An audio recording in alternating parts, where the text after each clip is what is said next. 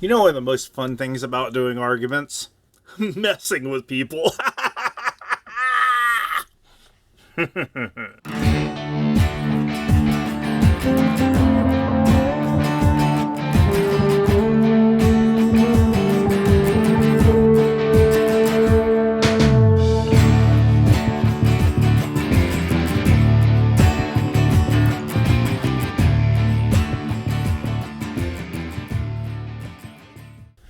Back when we talked about cognitive biases, I mentioned that our brains don't always think in a completely rational way. It'd be nice if they did, but they don't.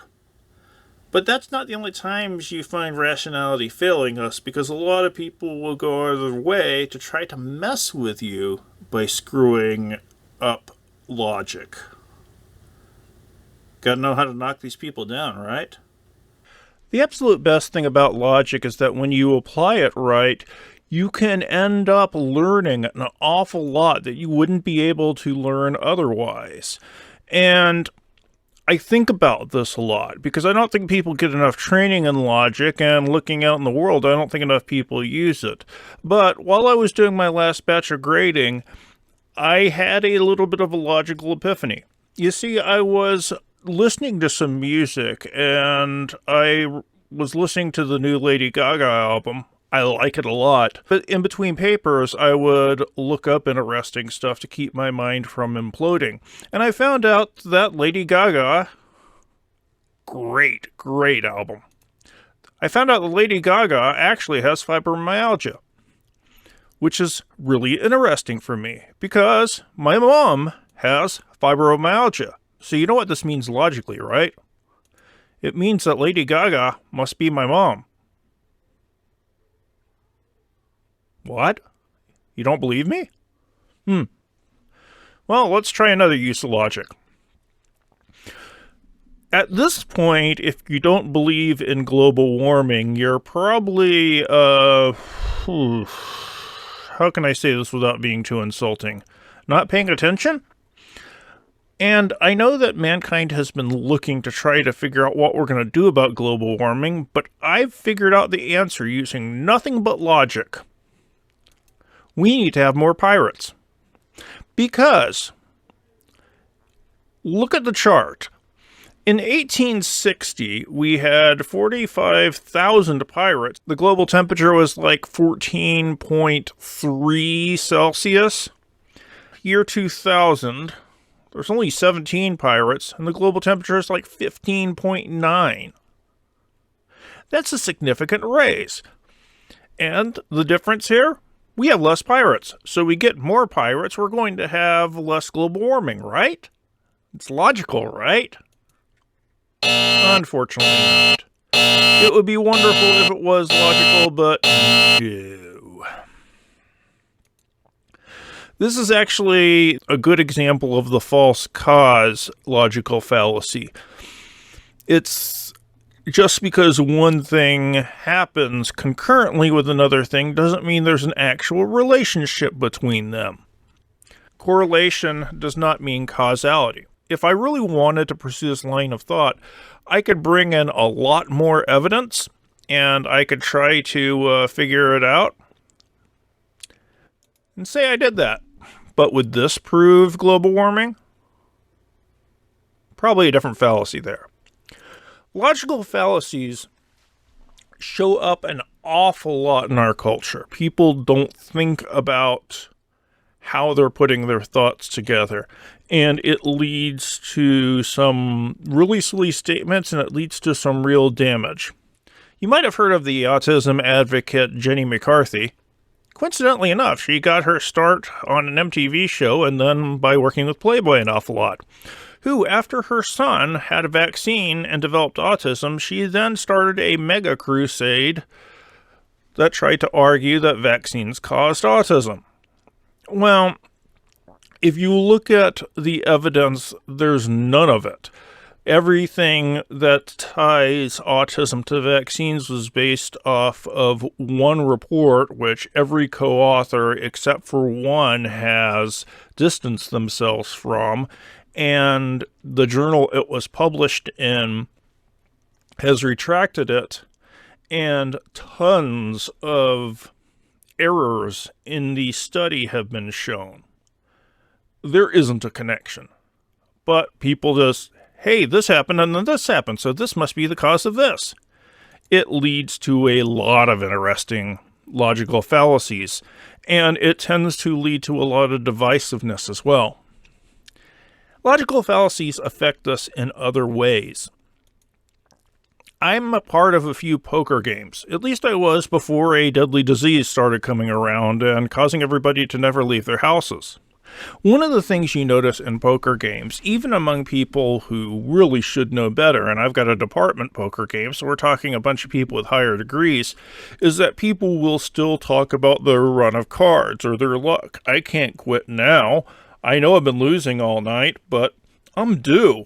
It's got to come back around someday, right? Well, statistics don't really work that way. In order for the statistics to bear a real relationship on reality, you have to have a very large sample, and that's not going to happen during one gaming session. People who go to casinos will work on the principle that, hey, this machine is due for a payout. Well, no, the odds are going to be the same no matter what. Just because you didn't win the last time doesn't mean you're going to win this time. Just because I've gotten crap hands for the last 20 hands doesn't mean that I'm going to get that royal flush this time, or even anything at all. But lots of people will make that argument, because the other way, I guess, requires more energy? I don't know. Another logical fallacy, which has had much realer effects, which has had much more tangible effects in our society, happened after 9/11. 9/11 was a big deal. It changed a lot about how Americans saw themselves and their place in the world. And our president at the time, George W. Bush, said, over time, it's going to be important for nations to know they will be held accountable for an activity. You're either with us or against us in the fight against terror.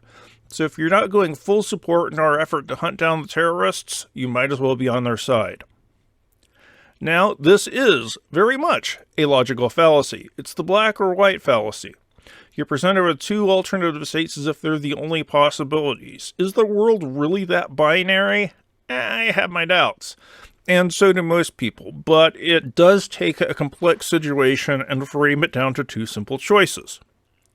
I guess being clearer is a virtue, but I don't think it's as good of a virtue as being accurate.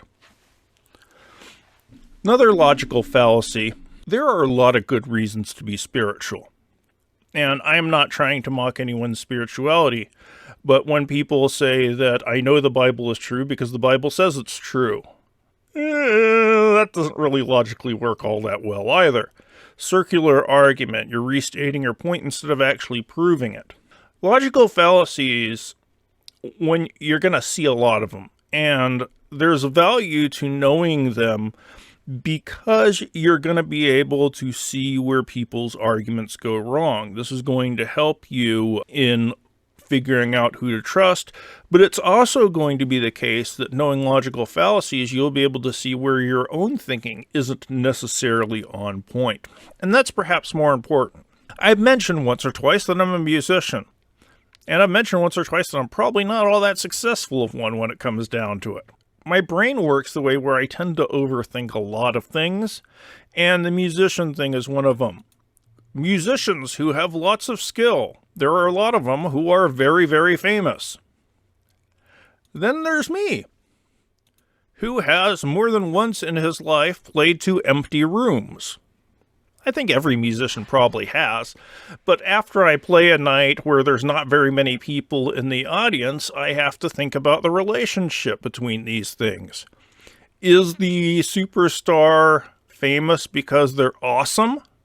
If that's the case, and I know I'm not famous, that must mean I suck. Now, it's a logical fallacy, though, because I'm equating talent to success, and if you have talent, you will be a success. I'm not saying that I am super ultra talented, but there's other things at work. And when I fall into this simplistic point of view, it tends to make me question myself in ways where I shouldn't, where I should actually just be thinking about stuff a bit better. And that's what logical fallacies will teach you, that thinking about things is going to be better than faking it. I mentioned logical fallacies as somebody messing with your logic, and that's not really entirely true. One of the reasons I find myself teaching logic a lot as part of my writing courses is because people don't get any training in it. I know I never did in high school, and every time I've asked my students, has anyone ever really talked to you about logic? Maybe only a tiny bit. So being aware that it's not just about throwing sources and going, see there, that there's a method behind it is something I think can improve you no matter what kind of writing you're trying to do. So I hope you found this valuable. See you next video.